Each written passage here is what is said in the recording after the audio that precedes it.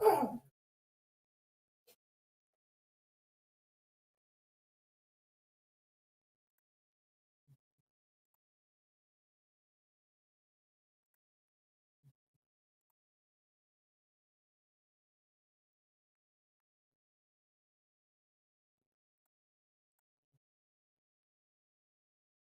afternoon. On behalf of Engineers Australia, I'm delighted to welcome you all to our Thought Leaders series, Fast and Simple AS5100 Bridge Engineering by MIDAS IT. My name is Amanda and I'll be your host for today. Firstly, in keeping with our custom, Engineers Australia acknowledges the traditional custodians of the country throughout Australia and recognises their continuing connection to land, waters and community. We pay our respects to them, their cultures and to elders past, present and emerging. Before we get started, I'd like to acknowledge that today's webinar is being hosted with Engineers Australia's industry partner, MIDAS IT. MIDAS Information Technology Company has been at the forefront of bridge, building and geotechnical engineering software development since 1989. Their solutions, commercially available since 1996, have proven reliability through numerous real-world applications globally, including Australia. In 2024, MIDAS Australia was established in Sydney with a mission to develop software tailored to the unique requirements of Australian infrastructure projects. MIDAS IT Australia is dedicated to providing enhanced, customised technical support for engineers. Today, MIDAS IT proudly presents MIDAS Civil and Fast and Simple civil engineering solutions, extensively used for the modelling, analysis and design of bridge projects. Today, we will hear from 3 speakers, followed by a live audience Q&A, and I encourage you to send questions through to our speakers via the chat box. Please take a moment to watch a brief introductory video before we start. 무엇이 우리를 엔지니어링으로 이끄는 걸까요? 무엇이 우리의 엔지니어링을 가능하도록 하는 걸까요? 우리가 디자인한 설계들이, 우리가 해석한 구조들이 어떻게 현실 속 거인들이 될 수 있었을까요?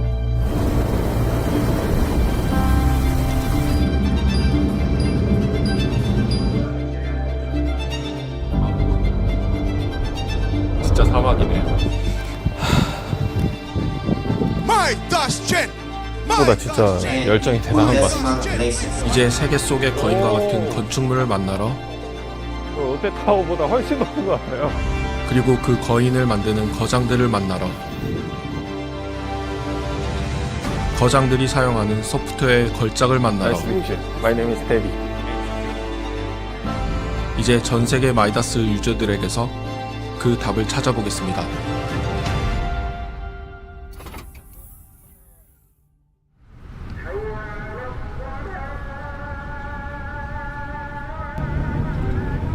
세계 최대 규모 프로젝트인 네옴시티는 이런 사막 한가운데에 건설되고 있습니다. Nothing here is real desert. I'm really surprised that the NEOM project is constructed here.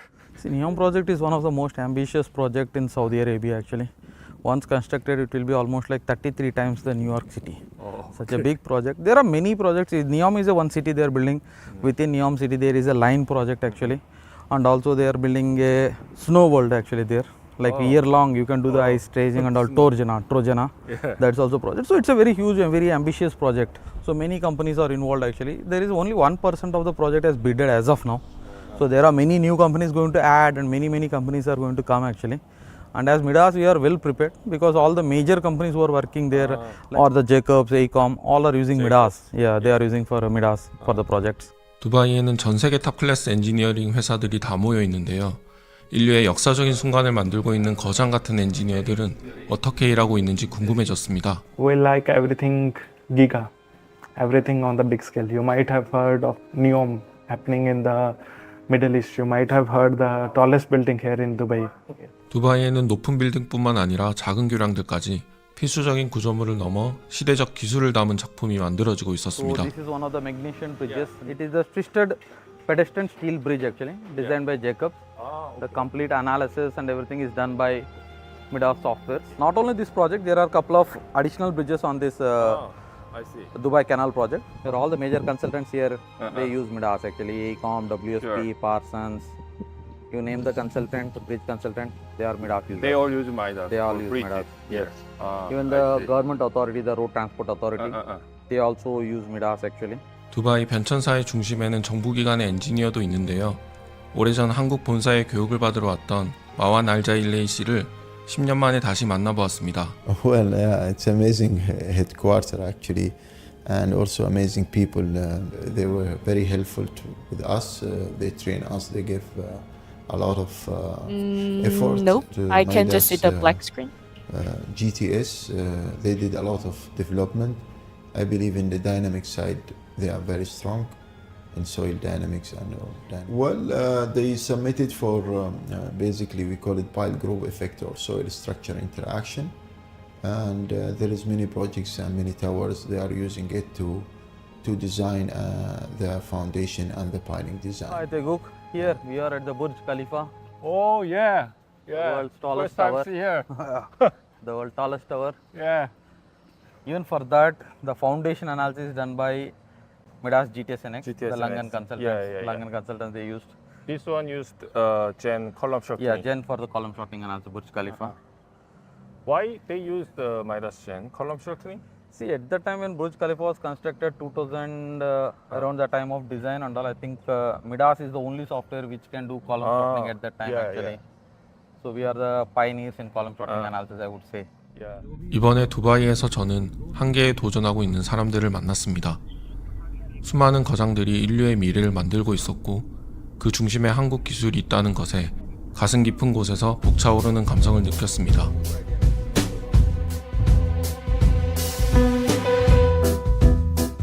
여기가 지금 크라쿠프인데 저희가 이번 주 내일에 이제 여기서 세미나하는 이유가 있거든요. 바르샤바보다 현재 크라쿠프 주변 도시 합치면 인구수도 거의 800만 명 정도 되고 저희 제품이 바르샤바보다 다른 폴란드에서 가장 많이 보급되어 있는 도시이기도 해요. 네, 그리고 내일 있을 세미나에서는 현재 저희 시빌 유저, 젠 유저 다 합쳐서 5명의 전문가들이 저희 제품을 통해서 발표를 해주기로 했고 그 중에 한 명이 오늘 저희 여기서 함께 저희 제품에 대해서 그리고 경험에 대해서 얘기해 줄 건데 이제 만나러 한번 가보실까요? 네. 6만 명 이상의 엔지니어가 근무하는 글로벌 설계 회사인 제이콥스 출신의 스탠 씨를 만나보았습니다. At the moment I'm working in Jacobs, but over the years I've been using MIDAS in various companies. And I just decided to go with MIDAS, and especially it had a lot of extra things that other programs couldn't do. So it was also more versatile and a lot more practical to use. 최근 폴란드에는 대형 프로젝트들이 활발히 진행되고 있는데요. 독일 베를린까지 이어지는 도로 건설 프로젝트에서 스탠 씨가 직접 작업했던 교량 모델을 보여주었습니다. 그에게서 시빌 장인의 향기가 느껴졌습니다. So a lot of testing I had to do of how to connect this cross section. So a cross section where you have plate element with a beam element. 설명을 계속 듣다 보니 정말 구조 설계를 사랑하는 그의 진심이 느껴졌습니다. 여러 국가에서 많은 엔지니어를 만나보았지만 가장 뜨거운 열정이 느껴지는 사람이었습니다. Well, in Jacobs, quite a lot of engineers are using them. It's become like company standard, at least here in this market here. When they list requirements for when they're searching for applicants to work there, it's one of the requirements that they know MIDAS. My name is Paweł Pośpiech. I work at Tract Company in southern Poland. I started my journey with MIDAS Civil doing my master degree. I became an engineer specified in bridge industry, and it turned out to be a window of opportunity for me because I didn't have to look for a job. The job found me.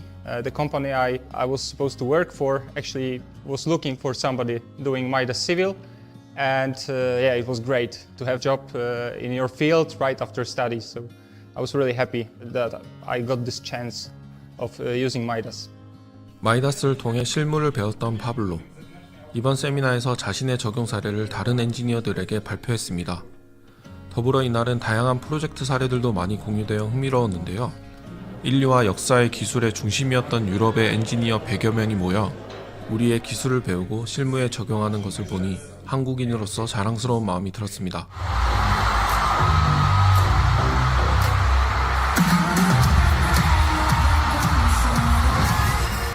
Actually, this Philippine arena is held the Guinness Book of World Record for the largest dome in the whole world. So this was constructed last 2014. okay. So the Guinness record. Yeah. okay. And I think this is designed by CS Engineering, and they use MIDAS Gen for this to simulate because Philippines is such a seismic zone area, so they need to simulate LBR or lead bearing rubbers For seismic analysis. for seismic analysis. I Yes. see.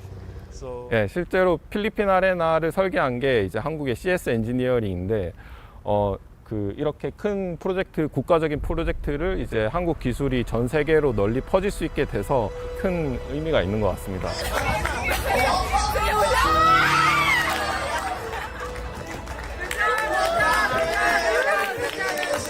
필리핀에서 정말 가장 큰 그런 페스티벌이라고 말씀을 드릴 수가 있고요.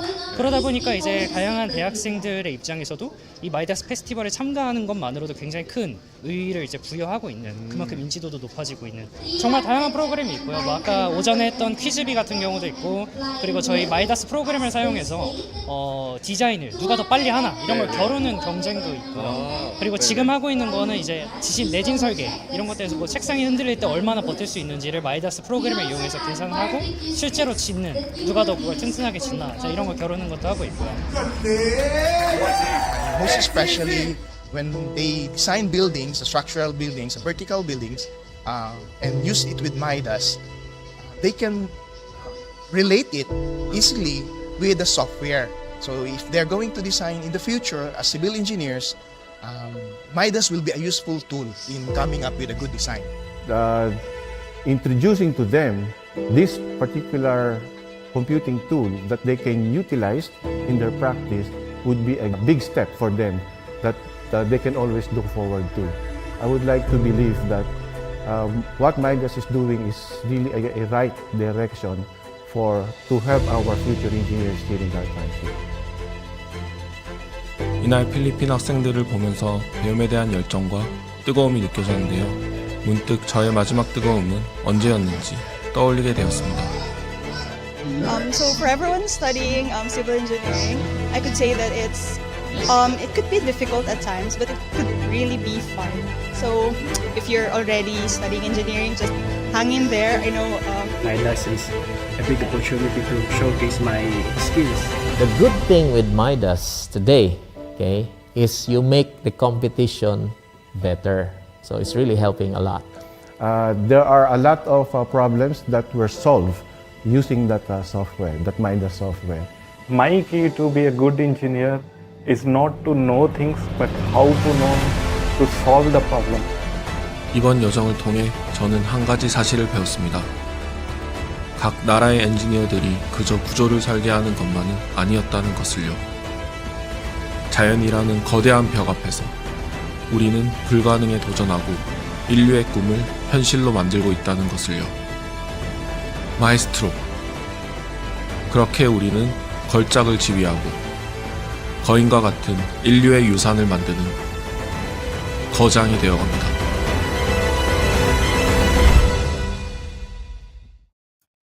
I'd now like to welcome our first speaker, Amy Hurd. Working as a technical account manager at MIDAS IT, Amy has extensive knowledge of MIDAS software. She has proven her proficiency at MIDAS IT and has been assisting on providing technical support, training and solutions to clients for products like MIDAS Civil. Please welcome Amy Hurd. So hello everyone, thanks Amanda for the introduction. So my name is Amy and I am working as an account manager for ANZ region in MIDAS IT. I welcome you all on behalf of MIDAS Australia for today's introductory session on MIDAS Civil software. Established in 1989 in South Korea, MIDAS is one of the largest CAE software company in civil engineering worldwide. With distribution in more than 120 countries, MIDAS has 8 major branch offices across the globe. I am very happy to announce that MIDAS has recently established a branch office here in Sydney, Australia as well. So this slide gives a brief idea about the various softwares under MIDAS family. We have different types of MIDAS softwares which cater to the various engineering problems and provide definite solutions for the respective domain. For example, we have MIDAS Civil for bridge and civil structures, FEA-NX for advanced nonlinear analysis, and MIDAS Gen for buildings and general structures. We also have MIDAS GTS-NX for geotechnical engineering and MIDAS NFX for mechanical engineering. So MIDAS IT software packages are applied to the world's most extraordinary legacies. This includes Burj Khalifa, the tallest building on the planet, and the Reski Island Bridge, the longest bridge globally. MIDAS software has also played a crucial role in preserving the Duomo di Milano, one of the world's most historically significant structures. In Australia, Northeast Link project stands as a premier example of the application of MIDAS Civil. So this slide highlights a partial list of MIDAS users in Australia, and we're always thankful for their active support and usage of our solutions. Now, let me show you some of the project applications within Australia which were accomplished using MIDAS Civil.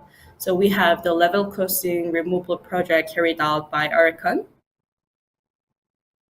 an integral U-gather bridge using ultra-high performance pre-stressed concrete carried out by the Robert Bird Group.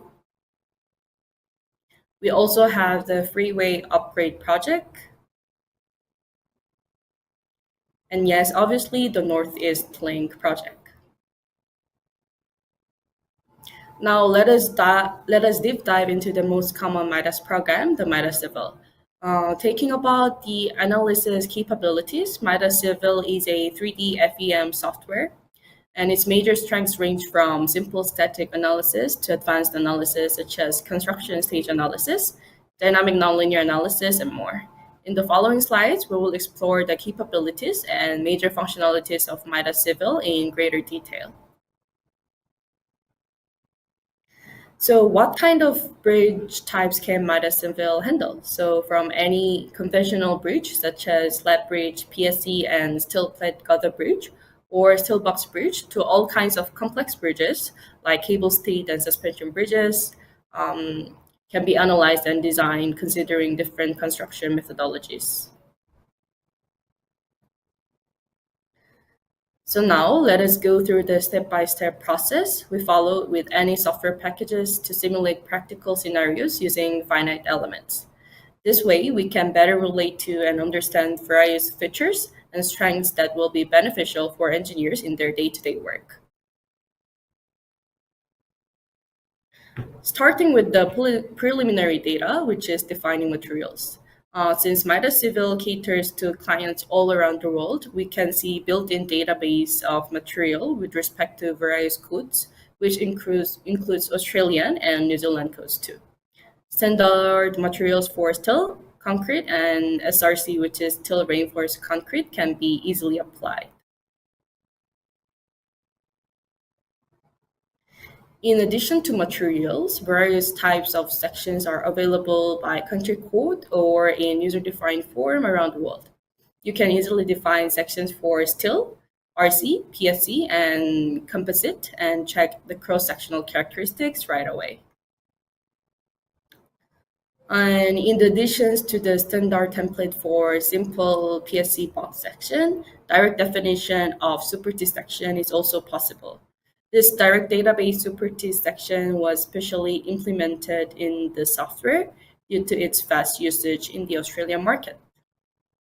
We can see that T1, T2, T3, and other sections in the video. And auto-generation of tendons using these sections is also possible.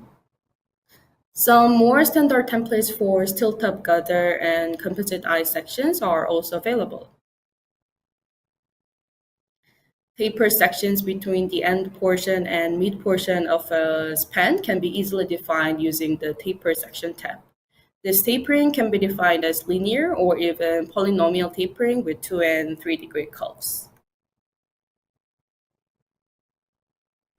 What if we have an irregular shaped section which is neither present in a country's codal database nor can be defined using the templates available? For such cases, we can use the SPC tool available in MIDAS. So this video gives a quick demo of how to use the SPC tool. An example of voided slab is taken. First, the cross section is drawn in any CAD tool. Then the DXF file is imported in the SPC. So we can see a voided deck slab DXF file is imported here. Then we'll go to Model, Generate, select the entire section to be identified as a plane section. Give the section a name and click on Apply. Now go to Properties, calculate section property. Here we'll set the mesh density.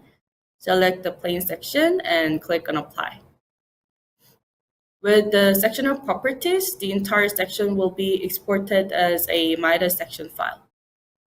And giving it name void. And save, and click on Apply. Now this time, go to MIDAS Civil. Properties, click on Section Properties, General Section, import SAC files, select the saved voice section, and click on OK. So we can observe this section along with the section of properties is defined.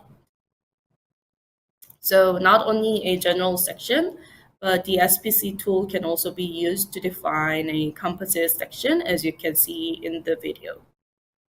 So MIDAS Civil follows a simple noded element-based modeling approach, which can be done using basic CAD tools available in the software. All kinds of finite elements, such as beam, plate, and solid elements, can be modeled according to the engineer's preference. Moving on to the boundary conditions. Linear boundary conditions, such as regular restraints with respect to 6 degrees of freedom, elastic links, and rigid links, can be assigned. I would like to highlight the importance of elastic links here, as they simulate the behavior of bearings in a bridge. Typically, the superstructure and substructure are modeled separately, which is acceptable in many cases. However, for complex geometries and arrangements, especially to simulate the behavior of the structure under seismic loads, it is important to model the superstructure and substructure together in the same model. This approach allows for accurate simulation of the structure's time period and mode shapes. Modeling elastic links as bearing with proper boundary conditions plays a crucial role in this and also helps achieve a more economical design. Nonlinear boundary conditions to simulate the backfill of abutments and point springs for piles, enabling proper soil structure interaction, can also be achieved. An automation feature allows for the direct input of required soil properties from geotechnical data. A force deformation function is created, increasing stiffness with depth, and is linked to multilinear springs. These springs are then assigned to the abutment and piles to properly simulate soil structure interaction. Similarly, a general spring with a 6x6 coupled stiffness, mass, and damping matrix can also be implemented. Now let us talk about the loads.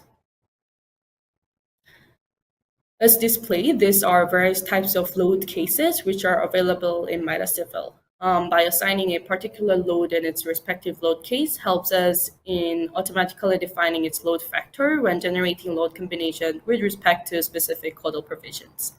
Next up, we are going to see some major load occurring onto the bridges. So MIDAS Civil's moving load analysis provides a vehicle database for various country codes. Simply select the country and the standard vehicles defined in the respective codal provisions are automatically included. The moving load analysis uses influence line diagrams, allowing us to easily determine where vehicle loads will have the most critical design results. So additionally, a function is provided to optimize the lateral position of the lane for moving load analysis to obtain the most critical results. Normally, when a traffic lane is defined, the vehicle is placed at the center of the lane. However, using the optimization feature, the same vehicle can now occupy 3 different positions within the same lane. This allows the consideration of more possibilities for vehicle placement and results in more critical analysis outcomes.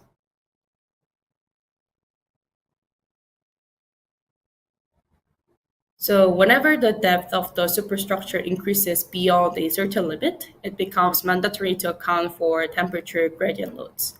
The following video demonstrates how temperature gradient loads can be easily defined in MIDAS Civil. While temperature gradient loads can be manually defined, recent advancements in the software now enable these loads to be applied automatically based on selected codal provisions. So the graphs of PSC and cell composite sections are similar to the ones defined in the respective codes, as you can see in the video.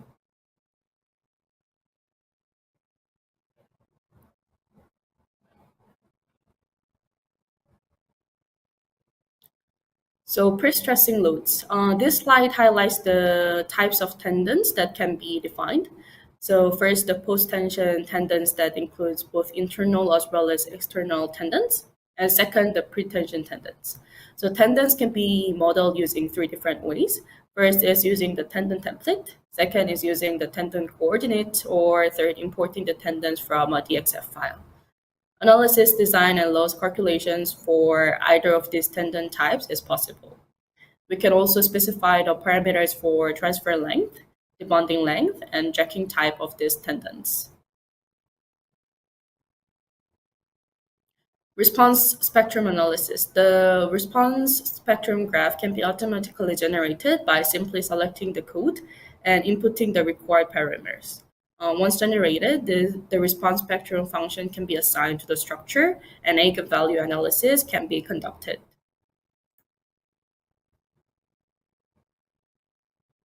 Construction stage analysis. Construction stages can be easily simulated in MIDAS Civil, and it is one of the most prominent advantage of using our software. An example of construction stages for cell composite bridges is shown in this video. Sequential activations of elements, boundary conditions, loads, pre-stressing in stages can be simulated according to the engineer's vision, and results like bending moment, stresses, deformations in each construction stage can be checked thoroughly.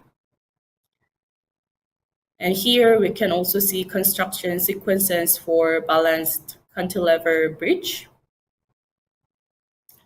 We can also see construction sequencing for suspension bridge and cable stage bridge, along with the moment, stresses, and deformation results in each stage.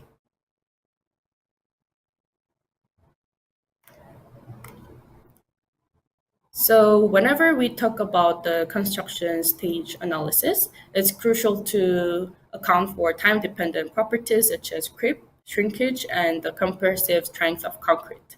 So MIDAS allows direct definition of creep shrinkage and compressive strength graphs based on codal provisions. So this enables accurate simulation of concrete strength gain during construction stages using the compressive strength graph. And additionally, creep shrinkage coefficients considering factors like loading age, characteristic strength of concrete, relative humidity, and notional size can be precisely incorporated into the analysis. So we have seen how compressive strength graph can be automatically defined to account for the gain in strength of concrete. But if we closely observe the equation of Young's modules in AS5100, we can notice that there is no time variable to account for this strength gain over time. When this was discussed with practicing engineers in Australia, they indicated that the equations were taken from Gilbert and Renzi. Upon further investigation, another formula in Gilbert and Renzi was observed, which had the time variable in the equation of Young's modules. And this equation was widely used by the local engineers. Hence, automatic compressive strength definition as per Gilbert and Renzi was added in the software. The key takeaway here is that MIDAS not only adheres to codal definitions, but also accommodates industry practices. So upon request, software updates can successfully implement practices not explicitly covered in the code, but widely followed in certain regions. So among the results of the construction stage analysis, we can obtain a Canva result table and graph that can be directly used at the construction site for segment erection. So up until now, what we've been doing is referred to as manual modeling. This involves creating nodes, elements, assigning materials and cross-sections, applying loads, and defining construction stages.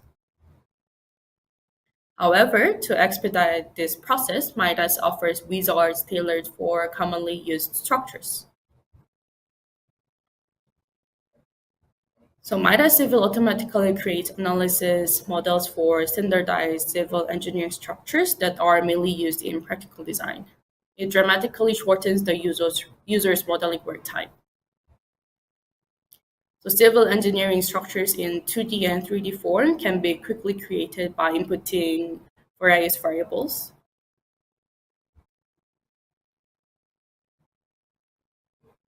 So for box culvert model generation, model can be of 2D type involving line elements or 3D type involving plate elements. In the longitudinal tab, we need to enter the span and thickness information. In the transverse tab, we need to input the width of crash barrier, footpath, and lanes. Also, we input the modules of subgrade reaction for soil. In the next step, for example, for loads tab, we can define moving load and other static loading details.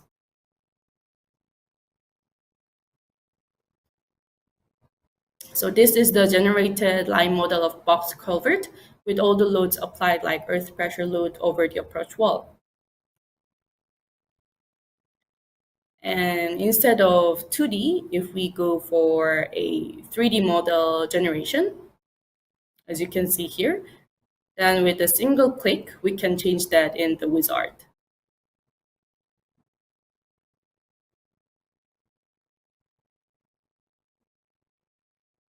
And also, if you want multi-cell box culvert, then spans can be defined in the wizard as well. In addition, if the box culvert is skewed with respect to the traffic direction, then we can define the skew angle too in the wizard, which will be reflected in the model itself.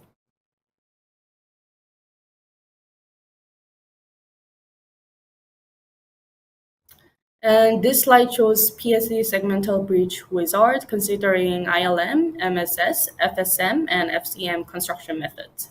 So in the form of modeling that includes construction stages that take design practice into account,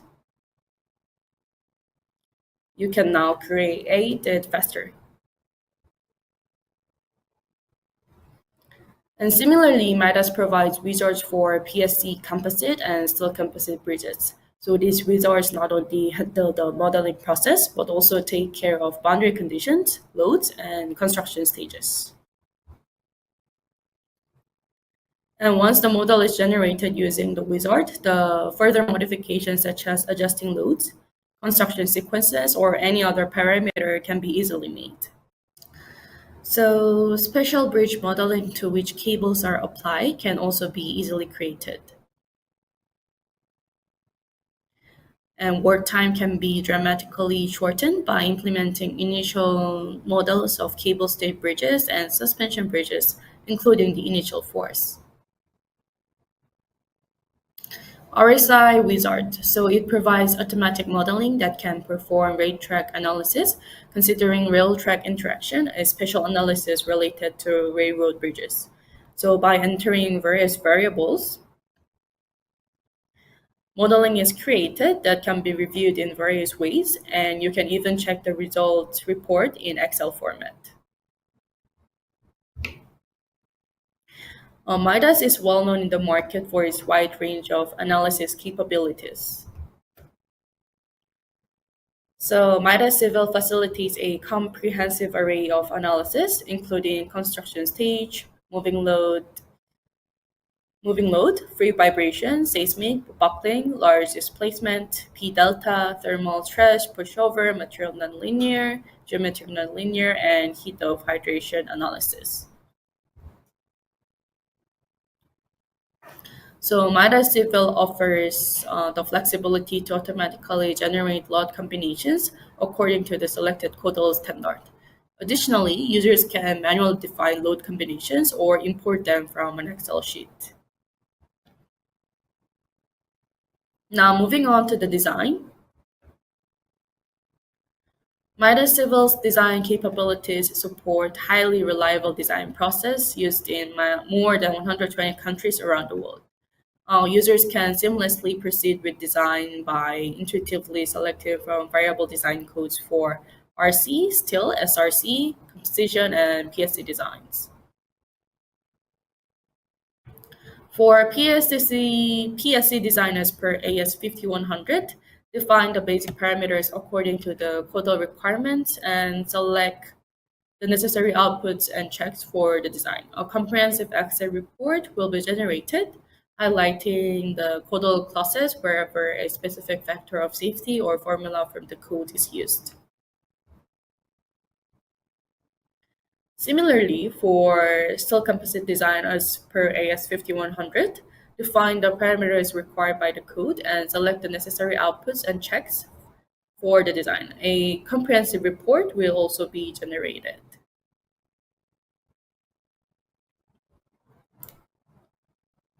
For compressive members, it is necessary to satisfy certain sectional checks, such as utility ratio, concrete and steel stress, crack width in the section. For such analysis, an inbuilt tool called General Section Design or GSD can be used.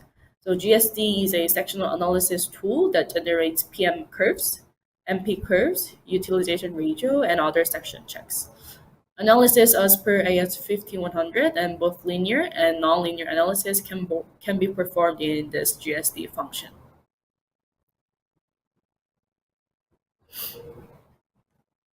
So report generation is one of the most tedious tasks that an engineer undertakes. However, with MIDAS Civil, the dynamic report generator could be used for quickly generating the report. Model images, result images, as well as tables, section properties, and etc. could be easily used. So first, we will save all the things which we want to be included in the report.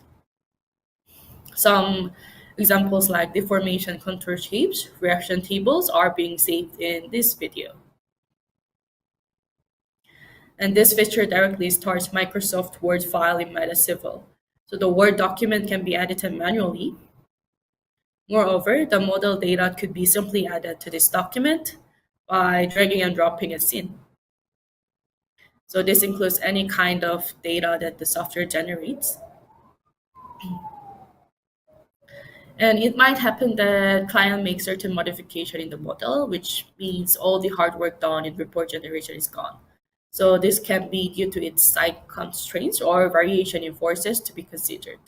However, if the dynamic report generator was used, then no need to work on report again. Just modify the model and click on regenerate. So now it can be seen that the silo cap is selected and deleted. So this will change all the previous results like stresses, deformation, reactions, and etc. So the model is analyzed again and the previously generated report is opened. So select the tables and images which are to be regenerated and click on regenerate. So as you can see, the entire report is automatically regenerated. So like every other software package that offers a coding or text background for the generated model, MIDAS provides the MCT command shell. This shell generates the code and can also be used to modify the structure. The MCT command shell can even be linked to an Excel sheet for automatic script generation, and pasting the script into the MCT shell or importing the script in MIDAS Civil will generate the model. So this brings me to the end of the presentation, and I will quickly summarize the points that we covered. So we went through basic information about MIDAS and its project applications. We saw how MIDAS Civil can handle all kinds of bridges, user-friendly application with a step-by-step workflow that aligns with actual engineering practices, customized on-demand software updates, and we saw a wide range of linear and nonlinear analysis options, quick report generation, and that it is also widely used in projects by T1 and T2 design consultancies in Australia. So with MIDAS, engineers can unlock their full potential and stay ahead of competition. Our dedicated technical support team will be with you every step of the way, ready to assist with any challenges you encounter in modeling or using the software. MIDAS also offers its own academy learning portal, helping engineers to minimize their learning curve. So hands-on training to help engineers become proficient with the software to be applied for the practical projects as soon as possible. Our experienced engineers regularly publish dedicated technical blogs ranging from simple to advanced topics tailored for projects in Australia. Additionally, the newly launched MIDAS Motive series provide industry experts a platform to share their insights on exciting and challenging topics globally. Last but not the least, there will be 4 follow-up sessions coming up after this webinar. So starting from this week, Thursday, we will provide chance to go through each and every type of modeling specific bridges at no charge. On June 13th and 18th, we'll conduct basic training session on PSC Super T Bridge and steel composite design as per AS5100. On June 20th and 25th, we will conduct advanced training session on balanced cantilever and cable stayed bridge. Please note that all these 4 training sessions will be from 12 noon to 2 p.m. in the afternoon. So if you're interested, simply scan this QR code to direct you towards the registration site. And then a trial license and guide booklet will also be provided. Please feel free to register for it. So this was the end of my presentation, and if there are any further inquiries, please feel free to contact us through our official email in this slide. Thank you everyone for your time, and hope that you'd also enjoy the rest of the session.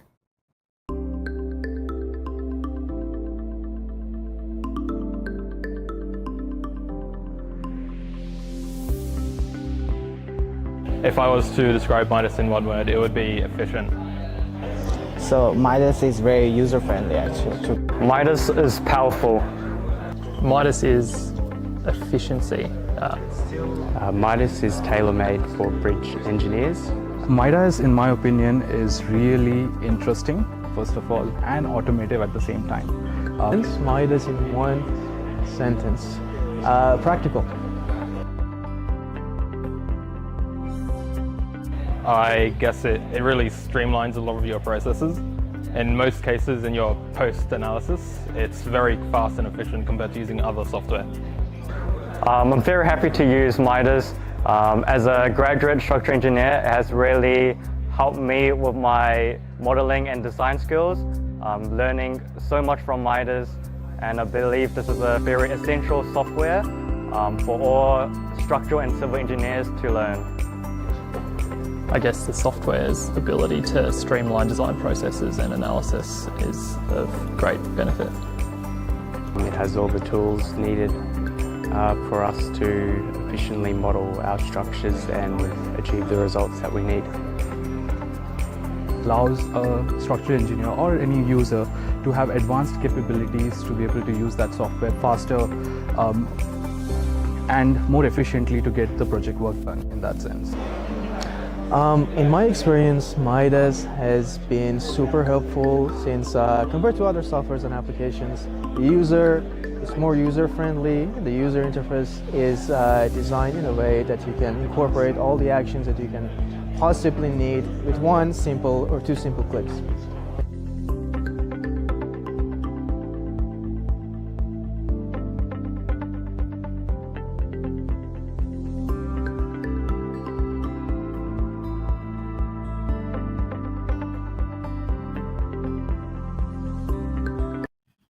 Thank you, Amy, for your presentation.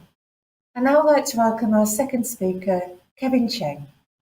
Kevin is an experienced bridge engineer, having significantly contributed to various major infrastructure projects, including the Byford Rail Extension, Cross River Rail, Rockhampton Ring Road, and Bruce Highway Upgrade. He recently led the design and construction of 2 challenging projects, a fast-track completion of a 96-metre long road bridge, and a 100-metre span pedestrian cable stay bridge, assuming roles as both project manager and lead structural engineer. Please welcome Kevin Cheng. Thank you, Amanda, for introducing me. Hello, everybody. Welcome to my presentation. My name is Kevin, and I am going to be talking about a cable stay pedestrian bridge that I have recently designed and modeled. Just a quick introduction about myself. I currently work at Red Fox Advisory and have worked on several large major infrastructure projects in the past. My passion is to design bridges that are easy to construct, don't waste material, and are fit for purpose. I aim for the design to be simple, so that it can be constructed in a speedy manner, saving on both cost and time. Before we dive into modeling, I would like to give a brief introduction about the project. We were asked by the client to design a bridge that spans a minimum of 97 meters. One of the key requirements of this bridge is that it has to be iconic. There are also multiple environmental constraints in the area and civil restraints, making it difficult to achieve acceptable grades to meet DDA. However, we managed to get there in the end. We need to allow this bridge to withstand crowd loading, as it may be a potential pathway for people coming from the future Olympic Stadium. There needs to be consideration into the durability and ongoing maintenance as a requirement for the future asset owners. We need a construction to have minimal impacts to the lake and any lake operations. We also need a 4-meter clear width along the bridge between the handrails. Finally, we have a firm budget for this project, in which I will not specify, but it has been taken into account consideration into every aspect of design. Here is a rendered image of the bridge, which is pretty close to the final design of the bridge. We had architecture involvement to ensure that the bridge is also aesthetically pleasing. Now, as you have observed, we have chosen to use the truss girders. The design of the bridge becomes much simpler with box girders. However, as one of our key considerations is price and constructability, we have opted to use truss girders, which is more cost-efficient and lighter. With some architectural advice, we have brought the truss girders inwards to form a trapezium, which highlights the masts and walkway to take the focus off the girders. The color of the bridge is yet to be decided. The bridge allows for both bikes and pedestrians to cross the bridge. Here is another rendered image of the bridge showing the underpass. The bridge is pinned at the mast locations, and an expansion joint is located at the abutment and piers. The trusses are galvanized on the bridge, and the mast is painted. This bridge is located above Lake Kawana, and for rowing and maintenance operations, we need a minimal clearance at the center of the bridge. The bridge has steel masts sitting on top of concrete abutments and piles. Here is the general arrangement of the bridge. We can see that the bridge accounts for various rowing lanes as lake activities that goes underneath the bridge. The bridge has a clear span of 101 meters and a total length of 142 meters. A clearance of around 3.5 meters is achieved in the center of the bridge. Now, grade is on the truss girders on most of the bridge. A change in grade is only located where the expansion joint is located and for ease of constructability. The middle of the bridge is flat. Each truss girder spans varying 8 meters to 12 meters. The back spans are made of 2 truss girder units, each 8 meters, connecting to form a 16-meter long truss girder.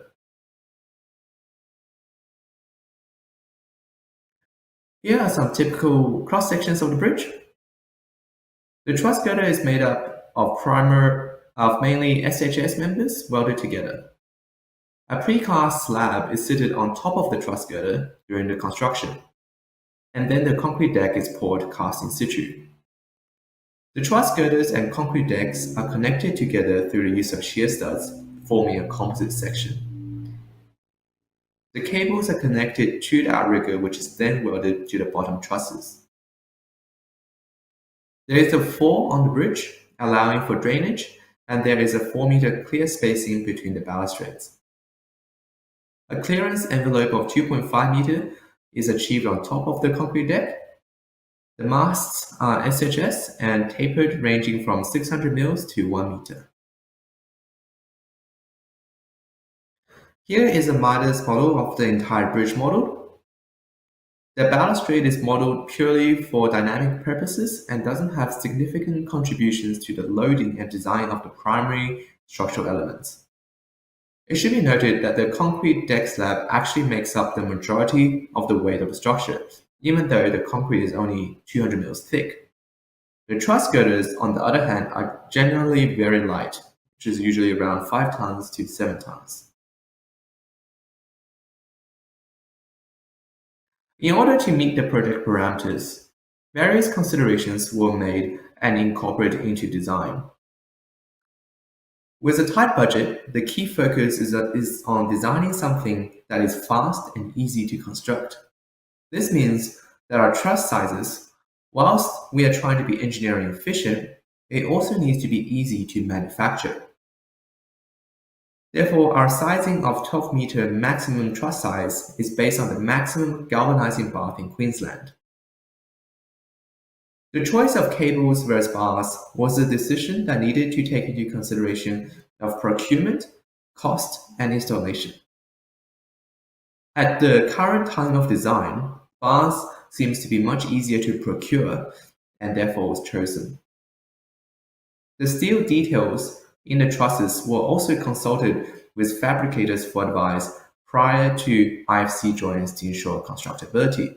This is especially important when we brought the truss girders inwards to form a trapezium. The light weight of the structure was chosen to reduce crane requirements and for ease of construction without impacting leg operations. Therefore, because it is such a lightweight structure, consideration must now be given to the dynamic response of the bridge under pedestrian loads. This is one of the key reasons I chose to use MIDAS to model this bridge. I will now be going through the following things in the model which are relatively important. I'll talk about the overall geometry and setup, composite actions and members, construction stage modeling, cable force tuning, and dynamic analysis.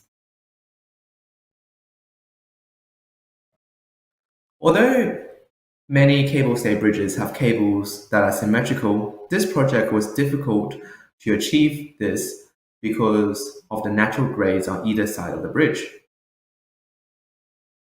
Therefore, the cables had to be placed in slightly asymmetrical spots, but it is generally difficult to tell by the naked eye unless someone points it out. Another key parameter we had to achieve is the minimum height in the center of the bridge, and we also try to achieve DDA.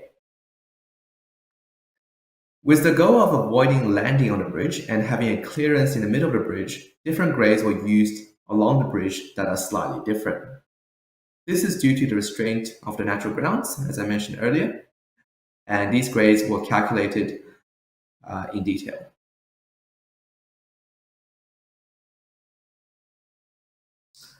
The grade of the bridge is modeled using MIDAS. This can be completed in a variety of different methods, using Excel, using MIDAS inbuilt features, and using CAD.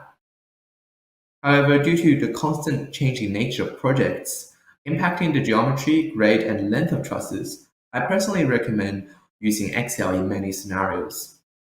Of course, you can also model this using CAD and directly import it into MIDAS. The grade is important because the arch nature of the bridge, whilst it is very small, it will still impact the truss axle forces in the main span, and therefore the grade of the bridge must be modeled for accuracy.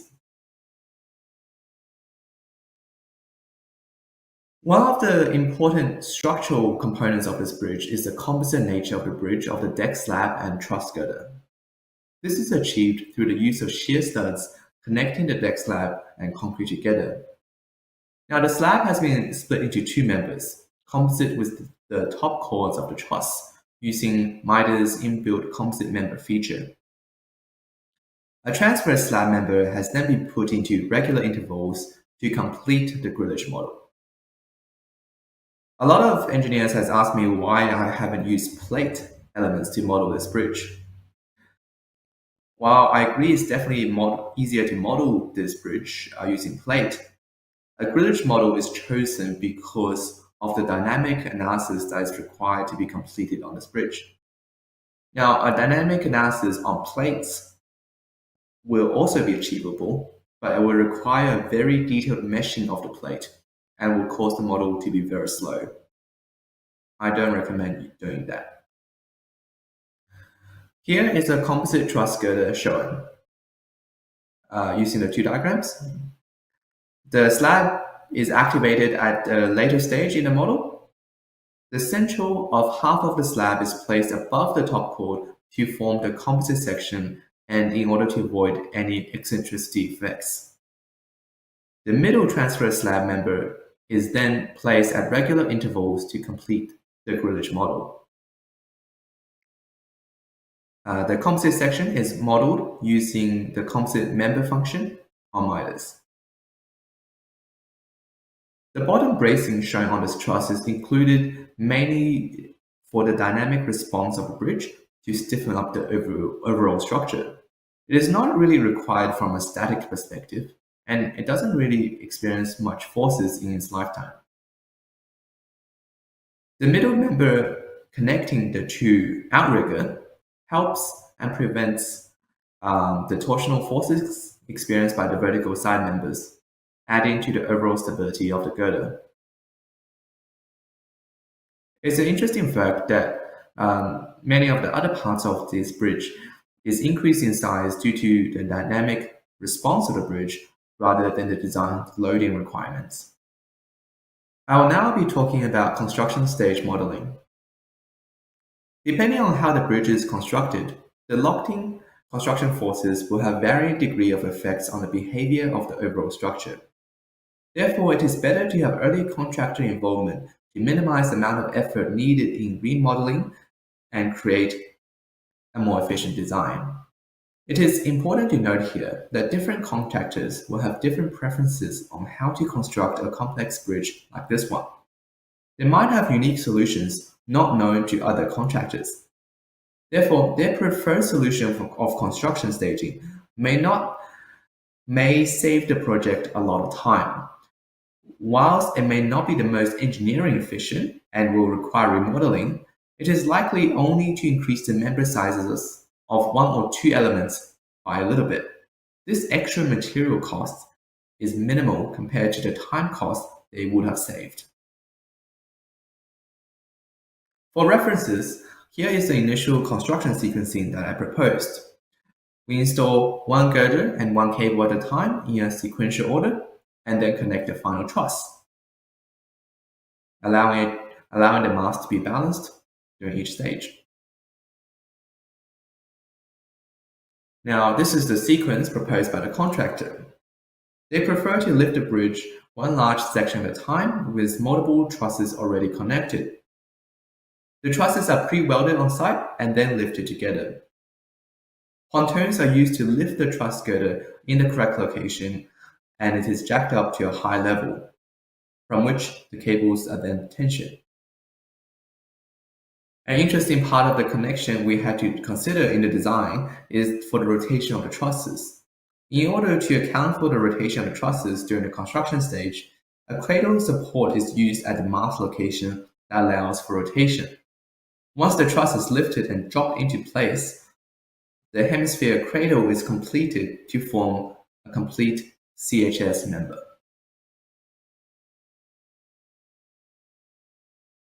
One of the reasons I chose to use MIDAS to analyze this bridge is for the construction stage modeling of the software. All stages of the analysis must be conducted, as it is likely that the worst-case design actions experienced by the members is during the construction stage rather than the working life stage of the bridge. MIDAS has an inbuilt function that allows for the various stages of construction, letting you change element, boundary, and loads. The elements refer to the nodes and members, the boundary refers to the support, elastic links, and rigid links. And the loads refer to all other types of loads such as pre-tensioning, thermal loads, UDL, and others. Here is the first stage where the masts and piles are modeled. The piles are being iterated with geotechnical engineers to create a soil-structure interaction. It should be noted that the mast is a tapered section, but cannot be modeled as two nodes representing from the top of the mast to the bottom of the mast, as this will cause the model not to show the correct deflections experienced by the mast. This will mean that you would have to model multiple different taper sections. In this case, the mast is flexible and is expected to bend under the axial compression loads coming in from the main trusses. In order for the mast to not experience high deflections in the longitudinal direction and a large bending moment, the mast is pulled back first, getting ready for the main span to be installed. This initial deflection limits the overall movement at the top of the mast and also allows the mast to experience a less extreme bending moment when the main span is constructed. This can be carried out by inducing a thermal load on the cable in MIDAS, or it can also be completed using pre-tensioning or potentially specified displacement. The pontoons were modeled by using two small cables connecting the truss girder at where the pontoons are located. A thermal load is added onto the cables, allowing it to jack up the trusses to the right location.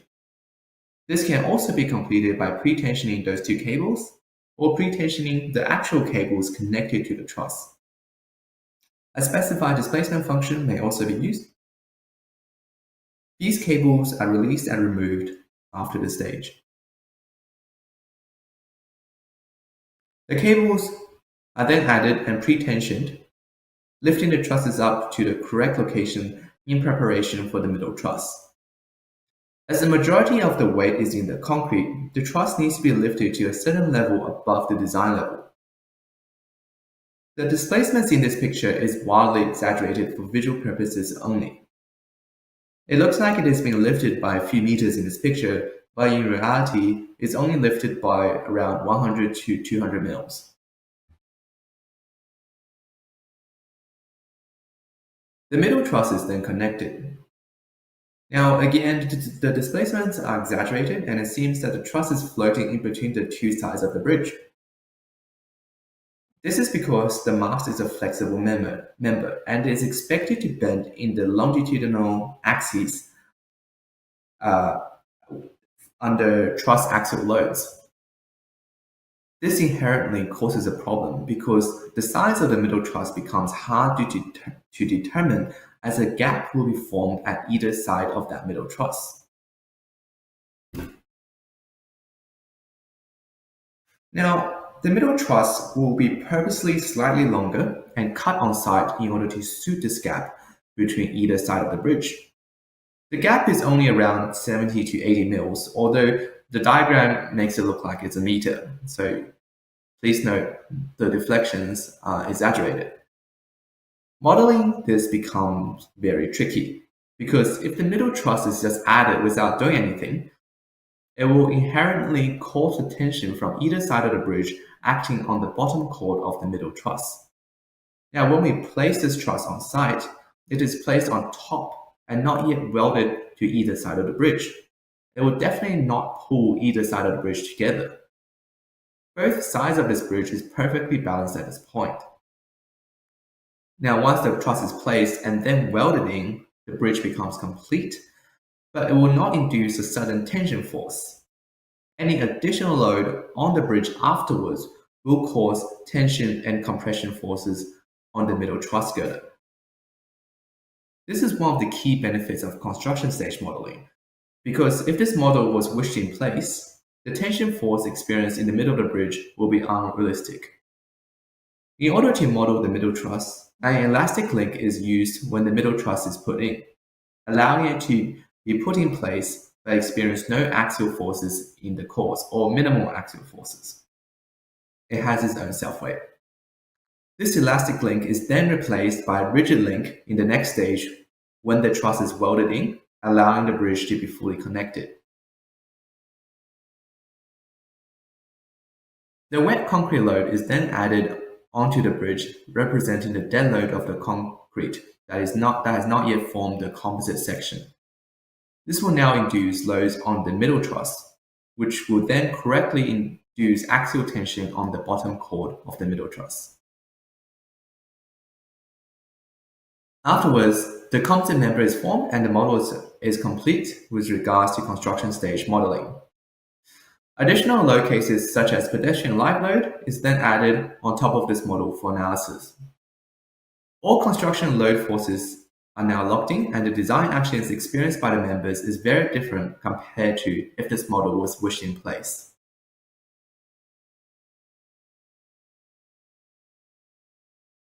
I'll now be talking about cable force tuning. Now, in order for this bridge to be completely flat, a lot of cable force tuning is completed. Now, when I mean completely flat, I mean it still has the grade that is modeled, but all the deflections you see in here will be aiming for plus minus 5 mils, which is on top of the grade already modeled. Now, MIDAS has an inbuilt cable force tuning function with the use of ULF, unknown load factor. To properly use this tool, it is best to calculate an approximate initial cable forces expected to be experienced by the cables. The unknown load factor calculates the cable forces based on the constraints it provided. For example, as I mentioned earlier, my constraints would be a displacement of plus minus 5 mils during the final stage, and another one of my constraints would be limiting the movement of the mast. It is important to try to use the tool as a means to tune your cable forces rather than to derive a solution.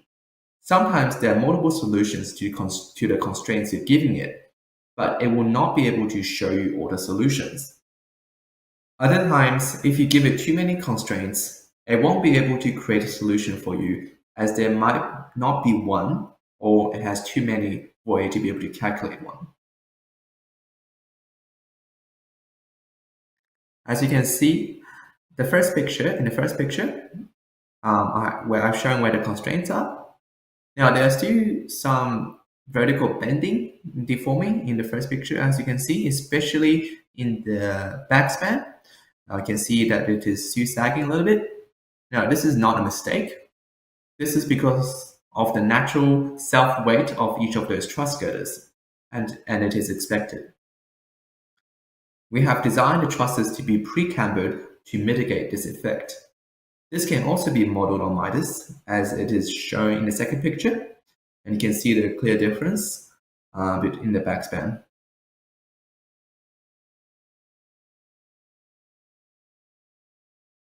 Now, I have been showing many exaggerated deflections. Here is a completed model with the actual scale displacement. As you can see, the actual displacements are very minimum. I'll now be talking about dynamic analysis. This is very important for this pedestrian bridge, as it is a very light structure. In recent years, some footbridges were excited laterally by dense pedestrian streams, in which pedestrian motion and bridge vibration were strongly coupled, in which case the self-excited response of a large amplitude may take place and cause discomfort. Footbridges should be designed in such a way that this pedestrian bridge interaction phenomenon, also known as locked-in, also called locked-in, does not arise. The dynamic response of the bridge is related to its natural frequencies, dampening properties, bridge mass, and pedestrian loadings. The picture on the right shows the varying density of people on the bridge. It is interesting to note that the bridge is actually more susceptible to the dynamic response of a smaller group of people jogging and walking rather than a completely crowded situation as shown in TC4. In such situations, it is impossible for the entire crowd to move in a unified format, and people will be moving at different paces and rhythms. The vibrations induced on a bridge will likely cancel each other out, and in such scenarios, analysis on the maximum design actions experienced by the live load it becomes more important in comparison to the dynamic response. However, it still needs to be checked. The dynamic analysis of the bridge is modeled in accordance with Eurocode and a very good article written by JRC, who supported in the making of the European policies. The dynamic loads on a structure due to the induced footfall forces from pedestrians walking and jogging are modeled. Pedestrians in crowded conditions are also modeled, assuming these are represented by vertical pulsating distributed load. The picture on the right displays the natural frequencies of the bridge and the various modes. In modes where the frequency exceeds 2.5 or 3, it does not really need to be checked from a dynamic perspective as it is relatively safe. It is important to analyze modes with higher participation values. However, depending on the nature of the bridge, sometimes it might have really low participation values, but it might still be correct. This is because if the majority of your mass is in the mast, then it is unlikely for the mast to participate moving in the vertical direction, and you might end up with a lower mass participation. The diagrams show the vertical pulsating forces derived from the Eurocode for walking and jogging at a particular frequency. This can be completed using Excel and then copied directly into MIDAS for analysis using the time history functions. Here is an animation for the response of the bridge in response to the various pulsating forces. Now, the displacement in here is wildly exaggerated and does not represent the actual amplitude movement of the bridge. Rest assured, the bridge will definitely not move like that. It will move in a much smaller manner. The acceleration of these movements is recorded and analyzed to ensure that they are within an acceptable range.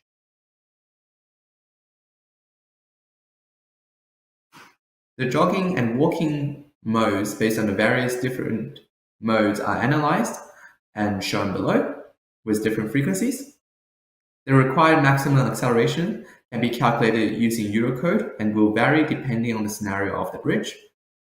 For this bridge, all accelerations are well within what is required from Eurocode and JRC, and therefore the bridge is okay from a pedestrian dynamic perspective. It was difficult to cover the intricacies of modeling this bridge in such a short amount of time. So if anyone needs to model a similar bridge on MIDAS, feel free to email or reach out to me on LinkedIn. I'd be very happy to help. I hope everyone enjoyed my presentation. Thank you for listening. Thank you, Kevin, for your input. And now I'd like to welcome our third speaker, Dylan Jesse. Dylan is a lead bridge engineer at Oricon with over 11 years of experience in the design and assessment of bridges and civil structures across Australia, and has experience from a range of major projects, including the Avon River Bridge upgrade, Moreton Bay Rail, and the Furlong Main Blackburn Heatherdale and Caulfield to Dandenong level crossing removal projects. Dylan is currently leading the construction phase services for the viaduct structures of the Wurundjeri Way extension of the Westgate Tunnel project. Please welcome Dylan Jesse. Thanks for that introduction, Amanda. So today I'm going to be talking about the Caulfield to Dandenong level crossing removal project and the continuous span staged analysis that we undertook using MIDAS Civil. Just a quick summary about the presentation. So won't dwell too much about myself, go through the project overview, look at the modelling and analysis that we undertook in MIDAS Civil, the interaction and design of the temporary works, and then go through what the outcomes that we found from using a complete model. So yeah, I guess I'm the lead engineer from Oricon, but I won't focus too much more on that thanks to Amanda's introduction anyway. So project overview. Level crossing removal project, which kicked off back in 2016, was a project tackling some of Melbourne's busiest rail lines and working as an alliance with CPB, Acciona, who were Lend-Lease at the time, WSP and Oricon and Metro Trains. We looked at removing 9 level crossings across what was one of the busiest rail lines in Melbourne, which I guess the key takeaway was that during the peak times in the morning, the boom gates were down for up to 82 minutes, which had huge effects on the local traffic flow and even the number of trains that could be run through that set of track.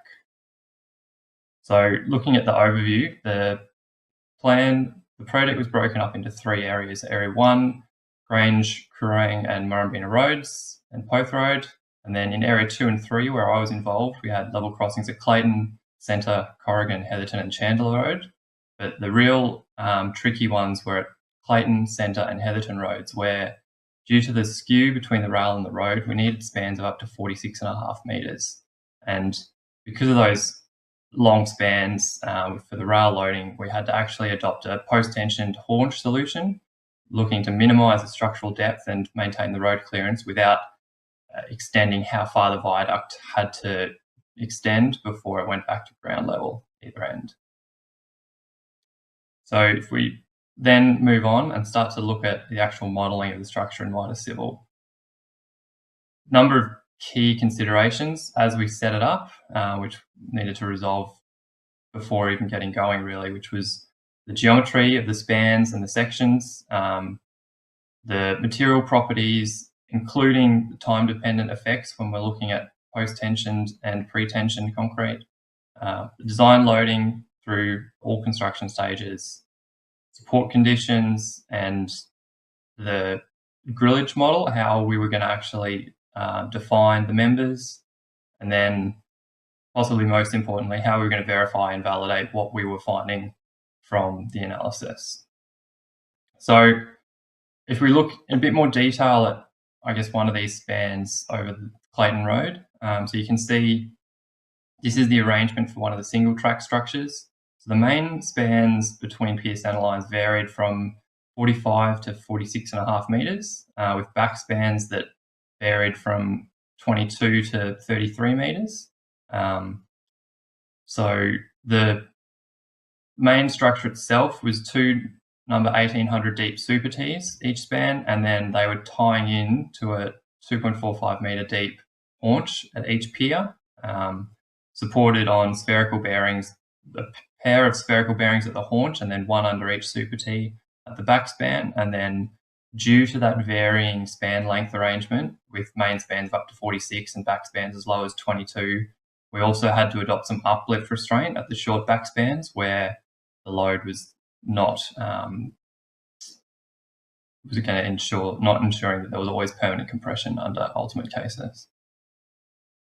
So setting up the model, we used AutoCAD to get the geometry of each of the specific sections of the haunch, and we're able to then draw that geometry, bring that into the section property calculator in MIDAS, and calculate and export those section files, stepping through each of the transitions in shape, stiffness, and all the other parameters, exported them and brought them into MIDAS to have the modelled properties matching what was being intended to be constructed.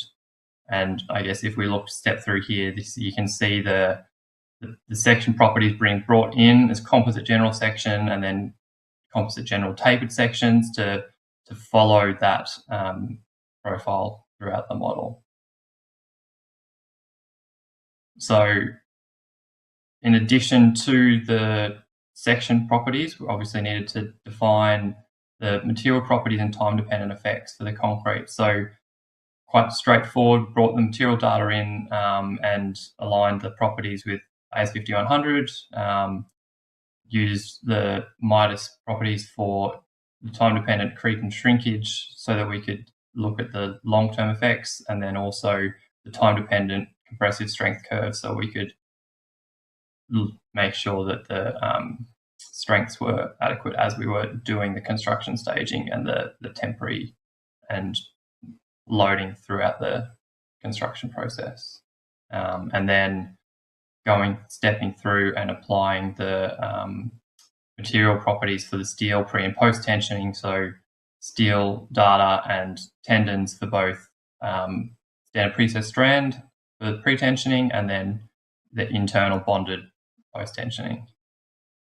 So in setting up the model, the approach that was taken was a consistent reference line at top of deck and flattening the rail alignment from there, and then setting out all other elements from that reference line. So this fixed reference line simplifies the modeling process and lets us have all members sitting in the plane where they need to be, and ensure that you've got the correct offsets for any of your pre and post tensioning relative to the member centroid. So you see the haunch nodes were set up right at the center of the bridge along the top.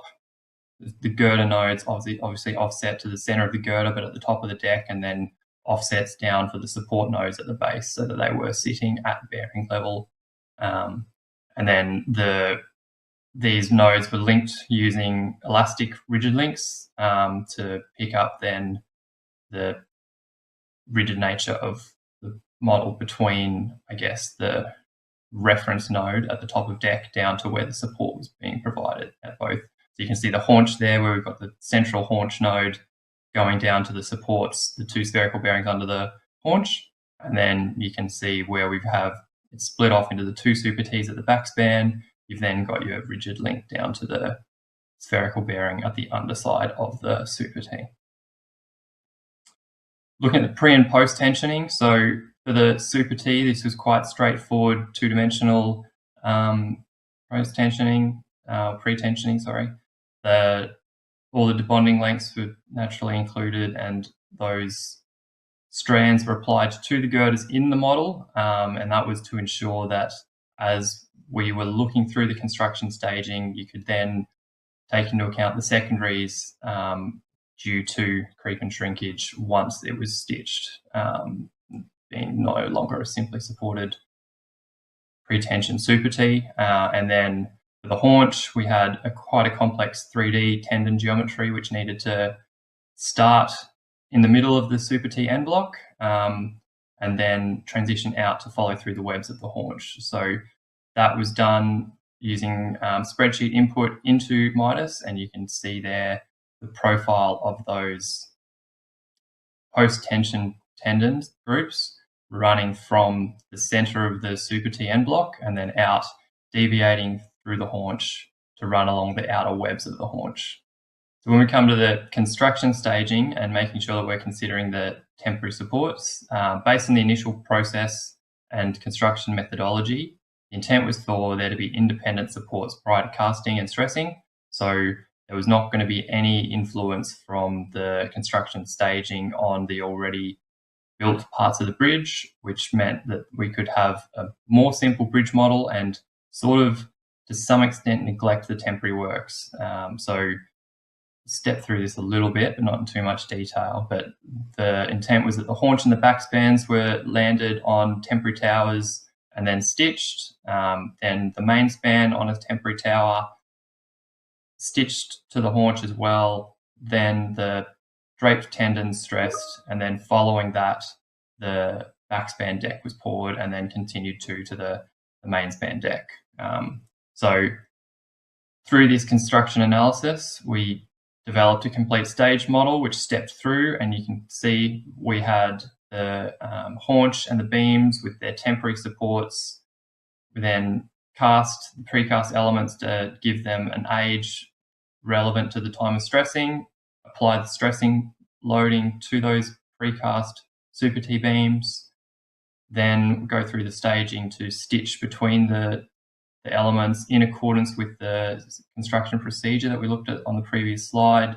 So that's the back span first, then to the main span, and then we did post-tensioning through the haunches and then continued on with the casting the back span deck and then the main span deck. And then from that, we could then let it run out the 30 years to take into account any creep and shrinkage secondaries and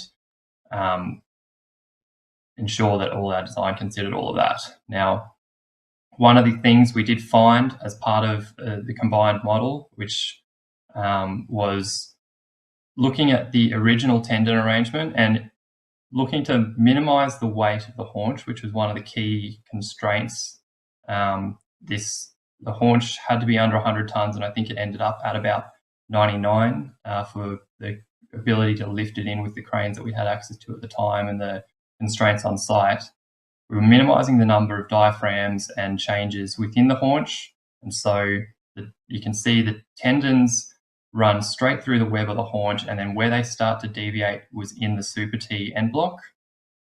Because of the construction staging, what we found that transverse force from those 3 sets of quite highly stressed tendons in each of the Super Ts, applying a transverse bending moment into the Super T when the Super Ts weren't stitched through the main span, was inducing high stresses in the extremes of the girder webs, and those were then locked in and never resolved by the other side of the haunch. So we actually had to revise the stressing profile and include an additional haunch diaphragm to remove those locked-in stresses. So you can see in the revised tendon arrangement, the tendons now go straight through the end block of the Super T and only deviate once they're within the haunch, and that way those divergent forces from the tendons within the haunch balance each other once the stressing was complete. Whereas when they were happening within the Super Ts weren't connected for the full length of the bridge at this construction stage.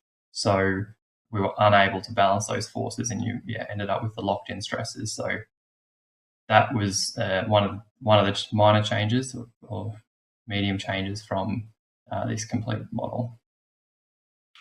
So off the back of that, we had a little bit closer of a look at the temporary works in conjunction with the construction team, and if we come in and just have a bit more of a look at what the plan location is for these 2 spans over Clayton Road, and I guess if we see the haunch locations in green and then what would be the main span Super Ts in grey, trying to provide a temporary foundation kind of in the middle of an active roadway that we want to minimise disruption, reduce the impact on road users, and we want to try and manage that construction risk and the amount of work required.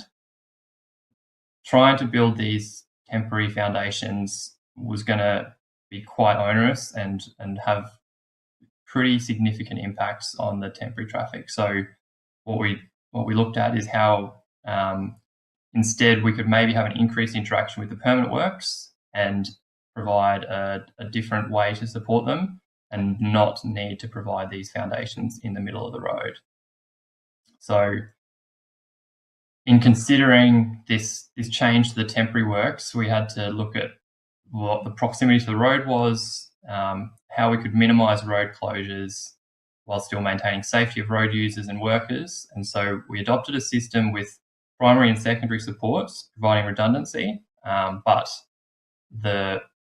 instead of having supports located directly under the Super T beams in the main span, they're now hung from the haunch.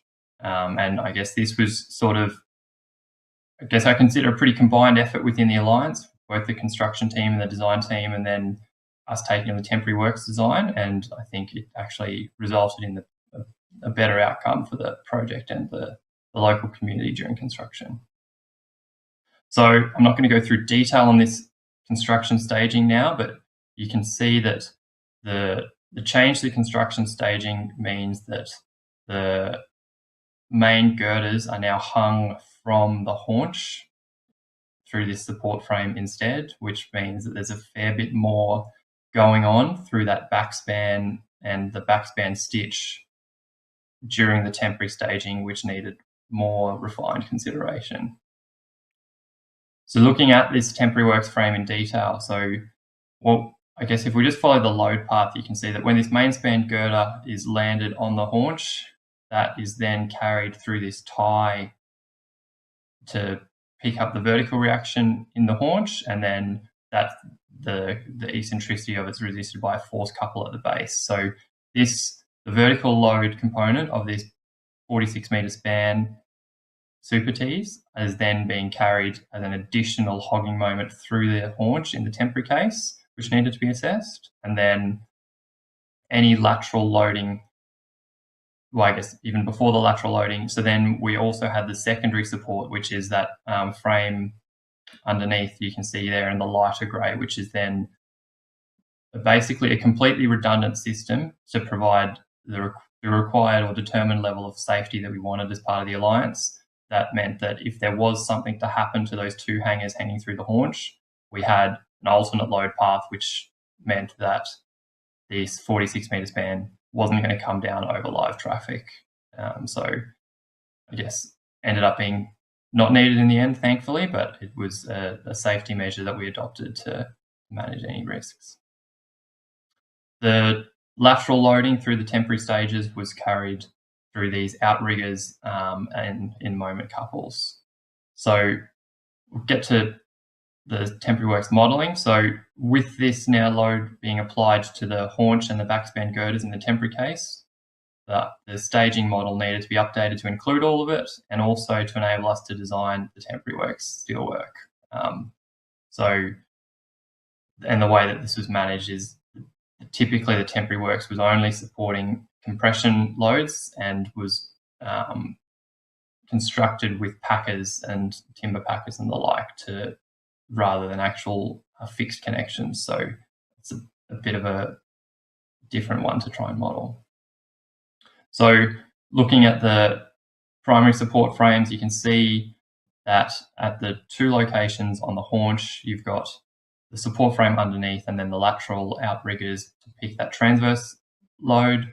And then at the location of the super Ts, we've got the outriggers to pick up both edges of the super Ts, and with the locations of jacks and then packers to restrain the girders in the temporary case while they're not yet stitched, which ended up in MIDAS looking like a huge amount of links, both rigid to get from that reference node that we discussed earlier. So that central reference node at the top of each super T was then rigidly linked down to a location where these packers were, and then you can see a bunch of compression only members to pick up where those timber packers are.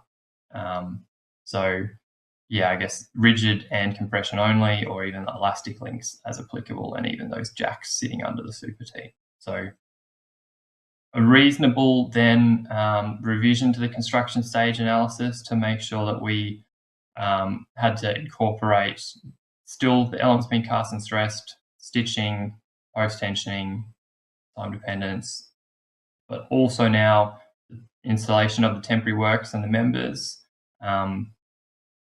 One of the key things during the construction staging, and while this was partially supported, was the need to provide hoardings over to the edge of the girders and the exposed working environments due to the proximity to live rail underneath and adjacent and to vehicle traffic.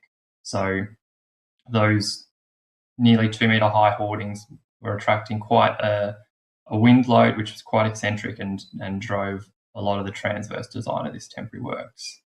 So then what were the outcomes of a complete model? So what we found was that using a combined model when validated was very useful in picking up effects which might otherwise be missed in separate models, or where staging effects are calculated separately. The combined model really reduced the risk in communication between the temporary and permanent work designers.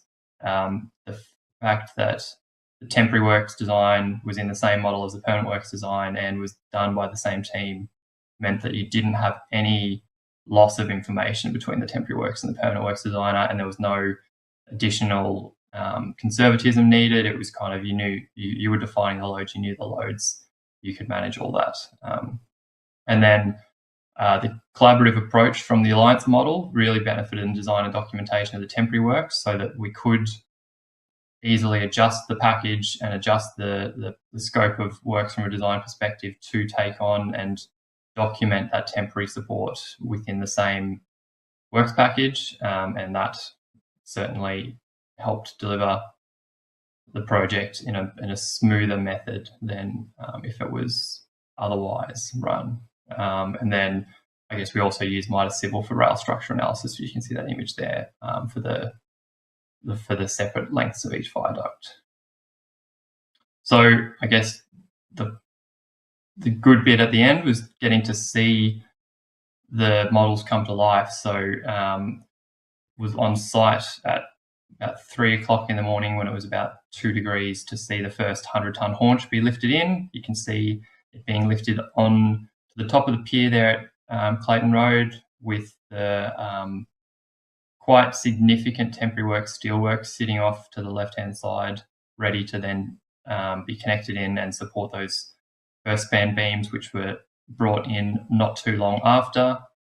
And then can also see the sort of mid-construction where you've got the backspan installed on this image. I think it looks like the main stitch has also been done. Post-tensioning is probably done, but the temporary support steelwork is not yet been removed. And then I guess this is just the one photo I could find from Centre Road, which was very similar to Clayton Road, except for it was a twin track. So rather than just being a separate track on a pier itself, it was just two haunches side by side, four Super Ts side by side by side. So yeah, and that's the presentation. So thanks for that, and we'll see you for questions shortly. So before we jump into the Q&A session, let me just give out a quick announcement for everyone. So just to remind once more, there will be 4 follow-up sessions scheduled after this webinar. As these trainings would be free of charge only for the attendees, please feel free to sign in at your available time slots. So these are the 2 benefits we are providing to our attendees, and that is free trial license and tutorial guide booklet. So I'll pause here for 1 minute to give time to scan this QR code, then we can proceed to the Q&A session right away. Thank you, everyone.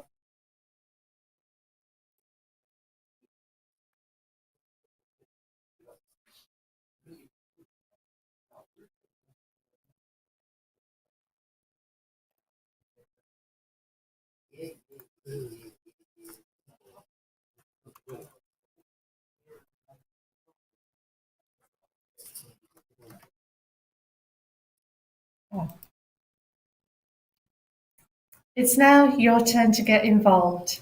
Please ask our speakers questions via the chat box and who your question is directed to. Thank you also to everyone who put forward a question whilst registering. I might start with a question that we have for you, Pranav, asking, what are MIDAS civil capabilities in advanced seismic analysis, such as pushover and non-linear time history analysis? Pranav. So during Amy's presentation, there were a couple of slides where ribbon menu of MIDAS Civil was visible, and there was a dedicated option of pushover analysis in the ribbon menu. So yes, MIDAS Civil is fully capable of carrying out the advanced analysis, such as pushover as well as the non-linear time history analysis.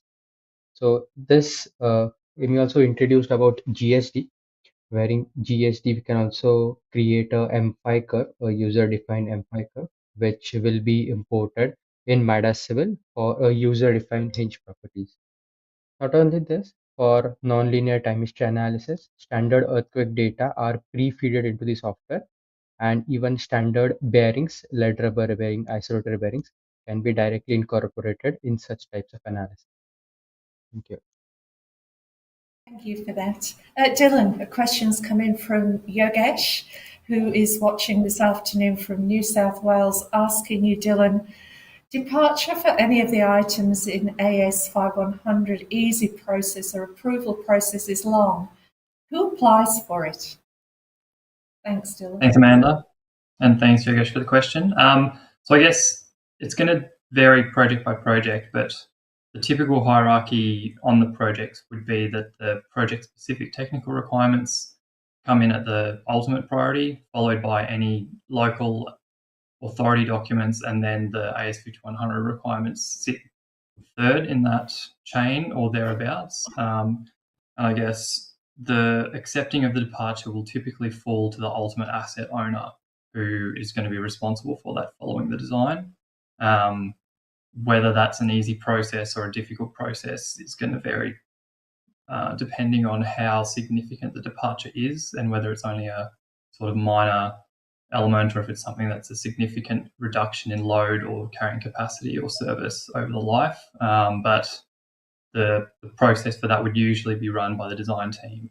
And kind of you want to raise those up front early and have the asset owner aware that you're looking for departures so that you can kind of work with them to get and make sure that you're meeting what they're hoping for. Thanks. Thank you. Thank you for that, Dylan.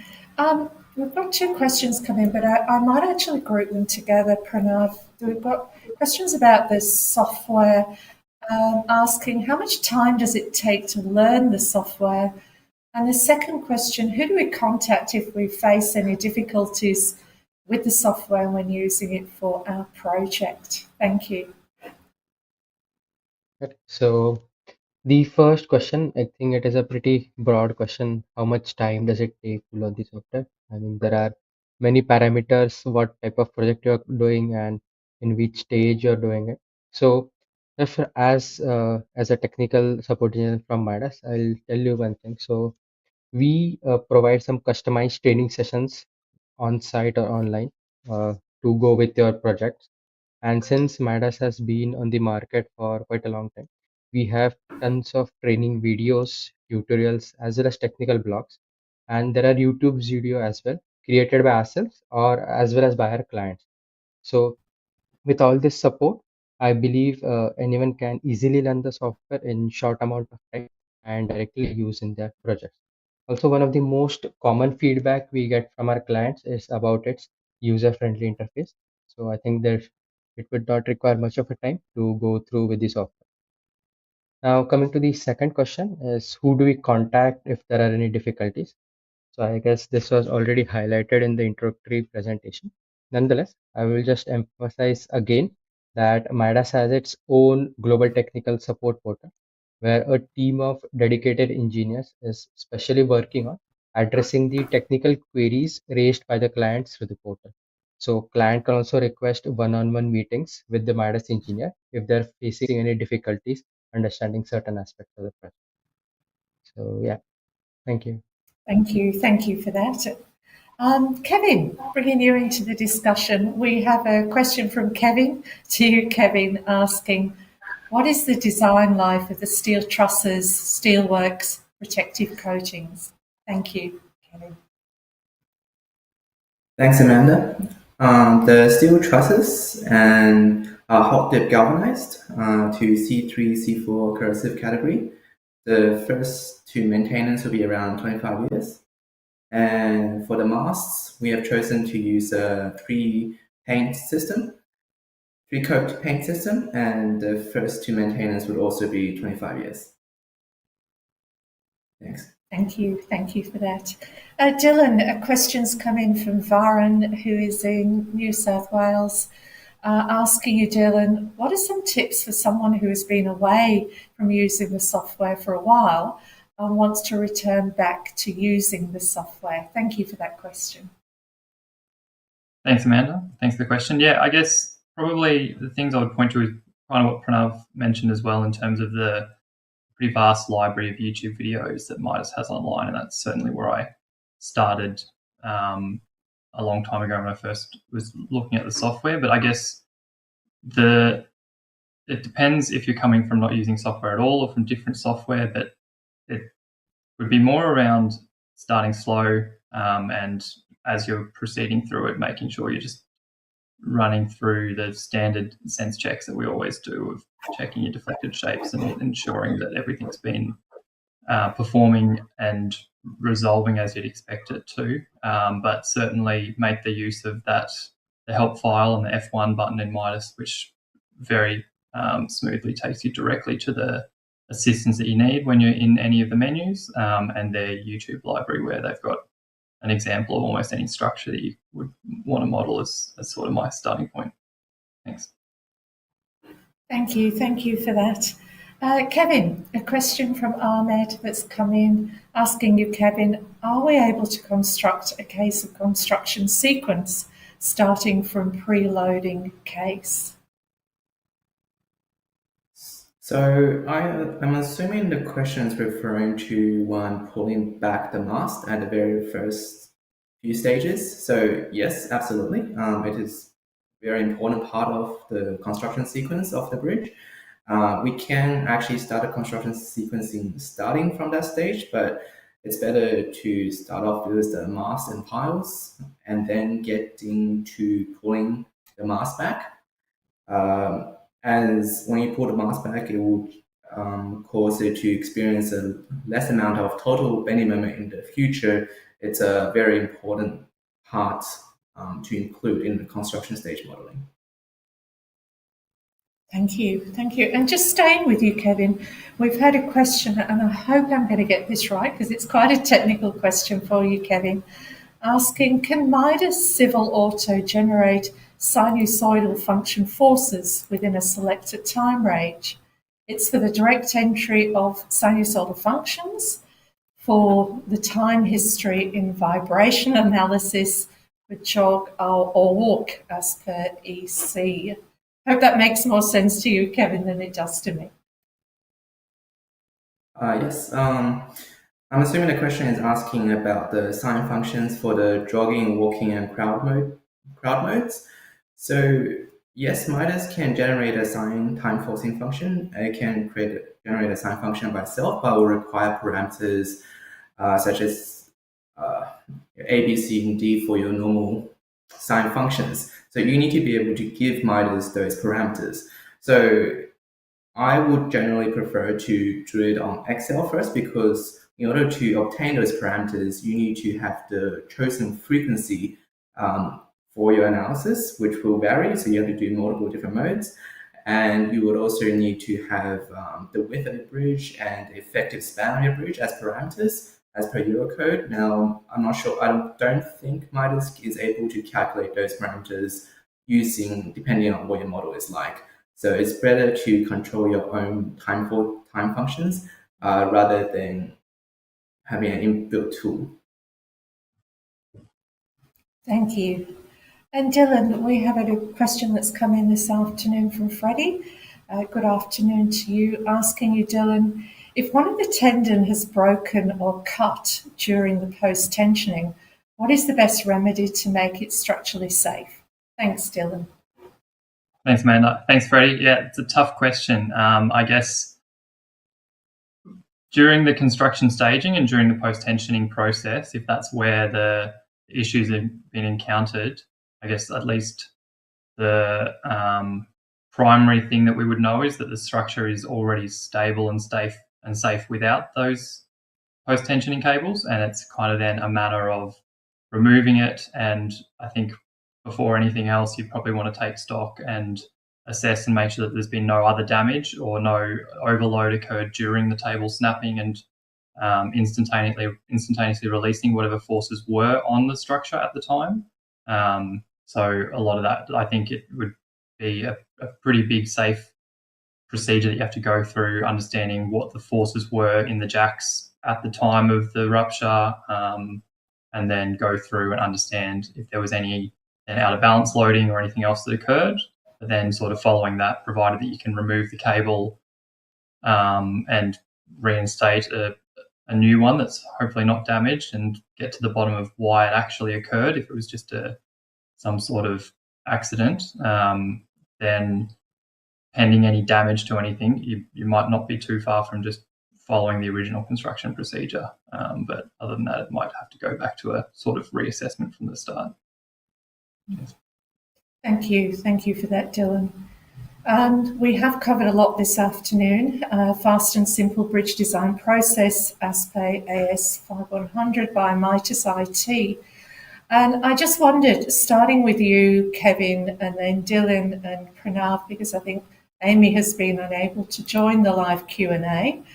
If you could just give us up to 5 key takeouts from your presentation that you'd like to leave our audience with this afternoon, starting with you, Kevin. Sure.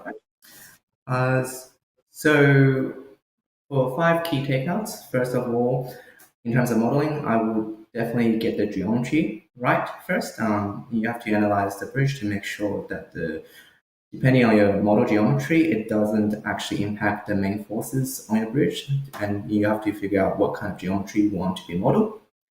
The second takeout will be the importance of construction stage modeling.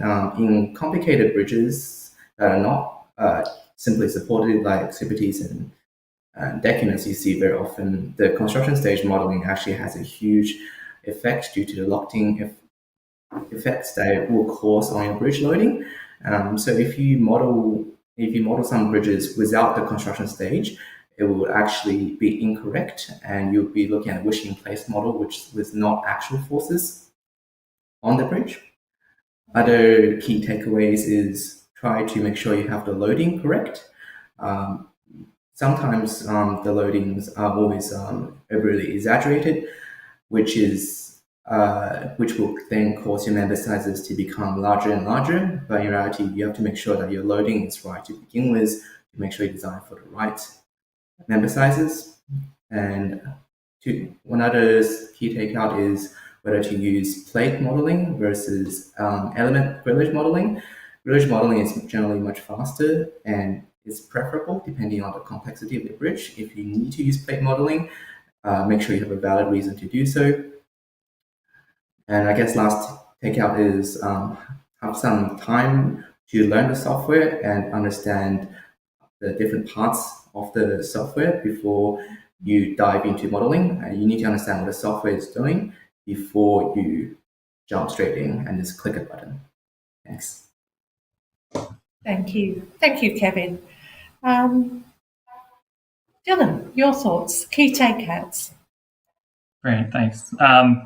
Pretty good, Kevin. I think a lot of similar thoughts, but the first one that I would just start with, and this is one that I try to drill into my team, is, and it kind of comes from a sort of Oricon key principle, which is to make the complex simple. And it's how simple can you make the model, and you want to make it as simple as possible. And there's a lot of functionality in MIDAS that is there for some very complex things as we need it, but the benefit of a simple model cannot be understated, and the key is modeling things as simple as possible, but no simpler. So I think the first thing is to try and understand how complex your model needs to be and how refined you can make it or how refined you need it. And then kind of following on from that, the complexity of the model really then impacts how you're going to be able to do your self-checking and self-verification and understand that what the model is telling you is in fact what's occurring. And so that's kind of another benefit in terms of simplifying your modeling and making sure that you're not overcomplicating things, because the more additional stages and links and everything that you get into your model, the harder it is to trace load paths and undertake your self-checks and make sure it's the values that you're getting are what you're expecting and that you haven't made a mistake somewhere in the model. The big one I touched on before, I think, is use the help file and understand what each of the function in the software are doing. There's a lot of stuff that happens behind the scenes that's generally pretty clearly spelled out in the help file, and knowing what the model's doing is really key for us to then own the outputs and own the designs that we're producing. And I think those are probably the really important ones from me. Thank you for that. And Pranav, your key takeouts. So, as a engineer in MIDAS, the key takeaways for the Australian engineers would be, so how user friendly is the interface of MIDAS? Then it is capable to do all kinds of basic to complex designs, which design of bridges, which are currently being constructed in the Australian region.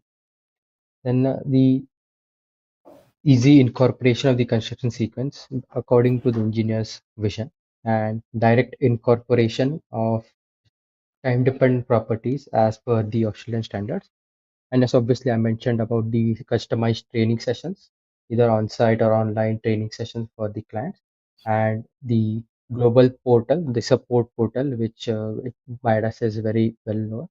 for a quick response to any of the queries raised. Yeah, thank you. Thank you.